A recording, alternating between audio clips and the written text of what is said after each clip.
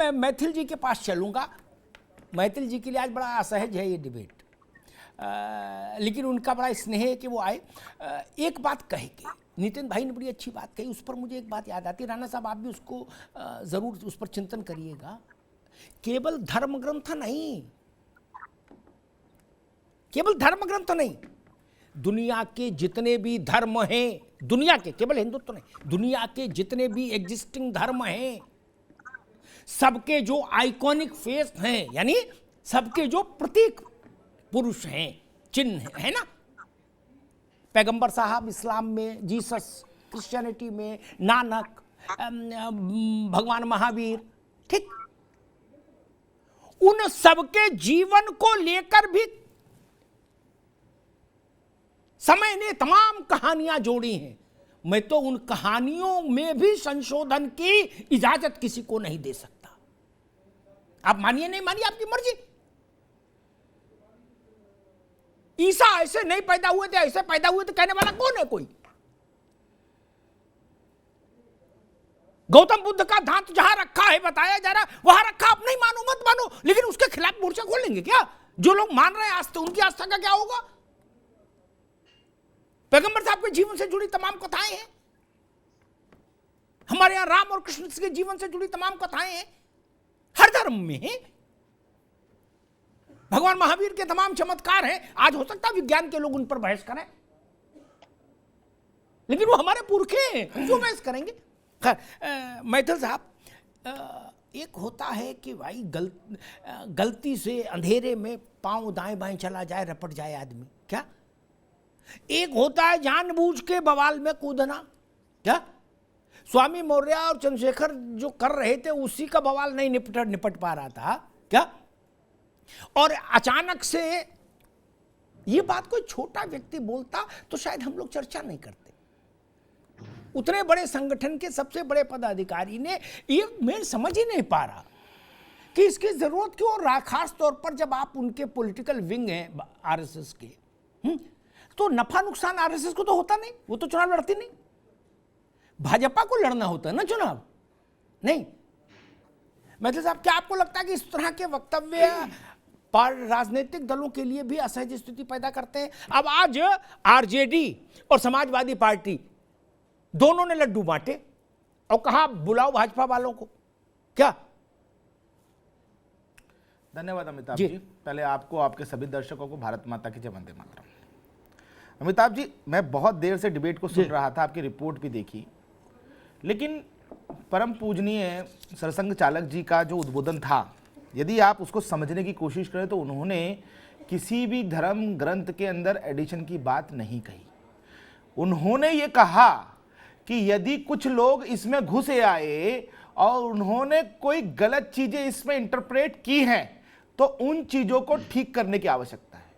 और मैं आपके सामने एक उदाहरण, बहुत ही शांति से उदाहरण रखना चाहता हूं। अभी समाजवादी पार्टी के मेरे प्रवक्ता कह रहे थे कि ना तो धर्म ग्रंथों को ठीक करने की आवश्यकता है, ना ही उनके अंदर एडिशन की आवश्यकता है, केवल हमें अपने अंदर झांकने की आवश्यकता है और हमें अपने आप को ठीक करने की आवश्यकता है। तो बहुत ही साधुवाद है मेरे मित्र आपको, और कृपया करके इस ज्ञान का प्रकाश जो है ना अपनी पार्टी के अंदर दीजिए और स्वामी प्रसाद मौर्य को दीजिए। मैं आपके बीच में नहीं बोला, सुन लीजिए ना, मैं आपके बीच में नहीं बोला।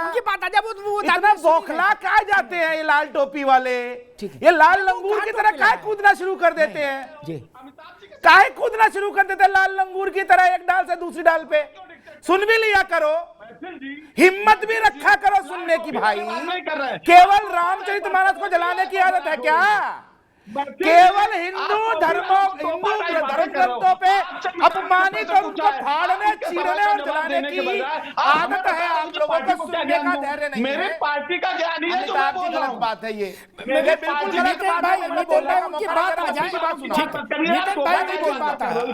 हाँ, ये आज ऐसा विषय नहीं है जिसको चिकन चिल्ली की जाए। बहुत समझने की आवश्यकता है, लेकिन समझ नहीं रहे हैं। पार्टी को एक मिनट ऑफ कीजिए आप, पार्टी में मुझे इनका फीडर ऑफ कीजिए पहले, इन लाल लंगूरों का फीडर ऑफ कीजिए, ठीक है? मेरे लाल लंगूर इधर से इधर कूद रहे हैं, इनका फीडर ऑफ कीजिए, ठीक है?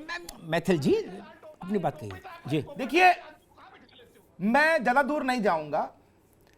अकबर ने 1977 में एक सचित्र रामायण जो फारसी में अनुवाद किया गया था उसको करवाया, जो कि आज जयपुर महल में संग्रहालय के अंदर भी संरक्षित है। कतर के दोहा में भी मुगल रामायण है जो अकबर की मां हमीदा बानू बेगम के लिए बनाई गई थी 16 मई 1975 से ऊपर। सुन लीजिए, ठीक है। माननीय सरसंघ चालक जी ने यह कहा है कि रामायण, उन्होंने किसी धर्म ग्रंथ का नाम नहीं लिया, लेकिन उन्होंने इस परिप्रेक्ष्य में कहा था कि हमारे जो मूल धर्म ग्रंथ हैं उनके नाम से मिलते जुलते नाम के, आप फारसी की रामायण ले लीजिए, आप उर्दू की रामायण ले लीजिए, आप मुगल रामायण ले लीजिए, आप और चीजें ले लीजिए, उनको जो इंटरप्रेट करके उनमें गलत शब्दों को डालकर, उनको जो गलत व्याख्या करके हमें अपमानित करने की कोशिश करते हैं, सनातन को अपमानित करने की कोशिश करते हैं, वहां एडिशन होना चाहिए। उन्होंने ये कहा कि हमारा धर्म तो वैज्ञानिक धर्म है, और ये मैं आपको यही साबित कर देता हूं। ये हमें जो दक्षिण के लोग हैं, पश्चिम के लोग हैं, हंसते थे हम पे कि हमारे ज्योतिष जो शास्त्र हैं, आचार्य श्री बैठे हुए हैं, हमारे ज्योतिष शास्त्रों में तो लिखा था सूर्य भी अपनी जो कक्षा उसमें घूमता है।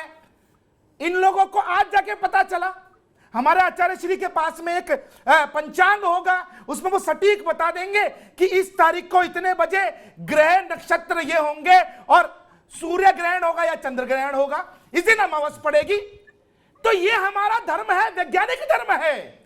हम तुलसी माता को पूजा, हम जल चढ़ाते तो वहां पर तुलसी माता एक औषधि के रूप में भी हमारे घर में अपना आशीर्वाद देती हैं। हम अगर पीपल पर जल चढ़ाते तो पीपल एक ऐसा वृक्ष है जहां पर केवल ऑक्सीजन मिलती है।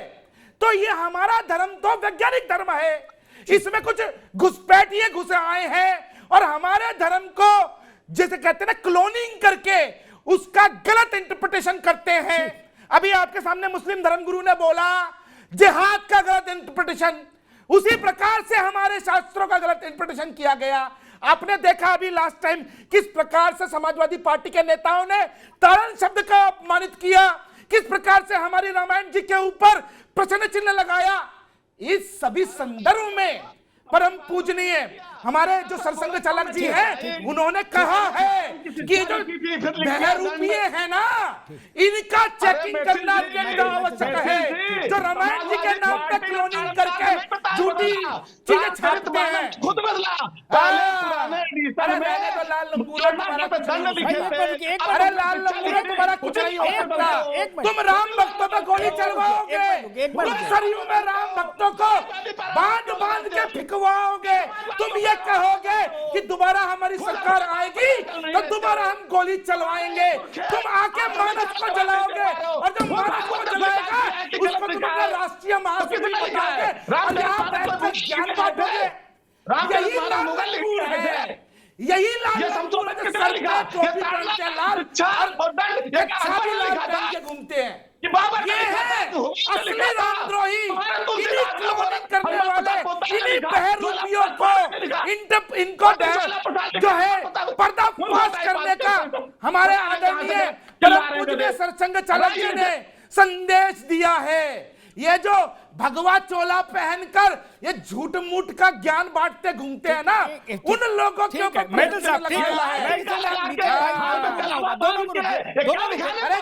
ठीक बात, दोनों की आवाज रुके अभी, ठीक बात। जो बात सूर्य प्रकाश मैथिल ने कही उनके लिए ठीक है, वो भारतीय जनता पार्टी के नेता हैं और मैंने कहा था वो भागवत जी का जो पद है वो कुलगुरु का समझ लीजिए। गुरु वशिष्ठ कुल पूज्य हमारे, जिनकी कृपा असुर रन मारे। तो संघ में सरसंघ चालक का पद मतलब शंकराचार्य का पद या कुलगुरु का पद। तो मैथिल जी को वही कहना चाहिए जो वो कह रहे हैं। लेकिन मैं एक बात कहूँ, कई बार हम अपने व्यक्ति को वो लिबर्टी देना चाहते हैं जो फिट नहीं बैठती। भागवत जी विद्वान आदमी है, डॉक्टर रहे, पढ़े लिखे आदमी, वो ये भी कह सकते थे कि जब आक्रांता आए और उन्होंने अरबी फारसी में हमारे ग्रंथों का अनुवाद कराया तो बवाल हुआ, घुस गया। उन्हें ऐसा नहीं कहा, किसी दूसरे की बात ही नहीं की, उन्होंने तो ठोक के कहा कि हिंदू। अब मेरा मासूम सवाल राणा साहब वही है, ये तय कौन करेगा कि एक मान लीजिए कोई हाइपोथेटिकल 200 पन्ने का कोई ग्रंथ है क्या, ये कौन तय करेगा कि 186 पन्ने तक ओरिजिनल है, इसके बाद डुप्लीकेट है? कौन तय करेगा? 10 श्लोक हैं, 2 घुसपैठियां हैं, ये कोई रोहिंग्या वाला मामला तो है नहीं कि कागज देख के पता लग जाएगा। ये कौन भाई का लाल तय करेगा कि 2 श्लोक नकली लग रहे हैं गुरु हैं, 8 ठीक है, 8 क्लियर कर दो, 2 रोक लो। ये गाड़ी निकल रही नाके से, बोले 2 टेम्पू इधर साइड में लगाओ, बाकी निकाल दो। राणा साहब देखिए अमिताभ जी अभी जो मैथिल साहब बोल रहे थे, हमारे डॉक्टर साहब भी बोले, तो उनको आप समझने की जरूरत है। संघ संचालक ने कहीं नहीं कहा कि किसी धर्म ग्रंथ को ठीक करना है। उन्होंने बोला है जो भी चीज टूटियां उसको दूर करना। टूटियां क्या है? मान लीजिए अभी हमारा 1 महीने से आप देख रहे हो कि बवाल चल रहा है रामचरितमानस में, तो ताड़ना क्या है भैया? हम लखनऊ साइड में आप चले जाइए, हम लोग क्या बोलते हैं, हम ताड़ रहे थे। तो मतलब उसका आप ट्रांसलेट कैसे करते हो डिपेंड करता है, नंबर 1। नंबर 2, आप पहले बहुत सारे अभी गूगल में जाके टाइप कर लीजिए 33 कोटि, लोग बोलते थे 33 करोड़। साहब ये बात है एप्लीकेबल नहीं, वो समझ में मालूम है किससे ना एप्लीकेबल नहीं ना, एप्लीकेबल है नहीं है सर। ये बताइए गलत बात। रामचरितमानस का जो श्लोक जिसको इन्होंने मिस इंटरप्रेट करके हमारे समाजवादी के मित्र जो प्रस्तुत कर रहे हैं, चाहे आरजेडी के नेता प्रस्तुत कर रहे हैं, वो सच है? ये बता दीजिए नारी को देखने का चाहिए कि नहीं चाहिए? वो बात ही यहाँ नहीं है भैया, वो बात कहाँ यहाँ हो रही है, आप भी गजब कर रहे हो। नहीं, संघ संचालक जी ने क्या कहा? उन्होंने बोला है कि जो भी दोबारा सुनवाए, ध्यान से सुनो, दोबारा सुनवा दें। बिल्कुल फिर से सुनवा बोल रहा हूँ भागवत की बाई कंटिन्यूअस चल रहा है आपके स्क्रीन पे, मैं देख रहा हूँ। अरे स्क्रीन नहीं, उनकी आवाज में सुनो ताकि संतोष रहे, कोई हमने सुना है, उद्विग्नता नहीं रहे दिमाग में जी। नहीं, उन्होंने सिंपली कहा है कि अगर कोई भी चीजें हैं उसको ठीक करने की जरूरत है, अगर कोई गलत समझ रहा है उसको ठीक करने की जरूरत है। ठीक है मैं ठीक है रावत साहब, मैं एक बात ये बात, अब 33 कोटि वाले ये सब किससे हमको पता है, और आजकल तो व्हाट्सएप पे सब चलते रहते हैं दिन भर।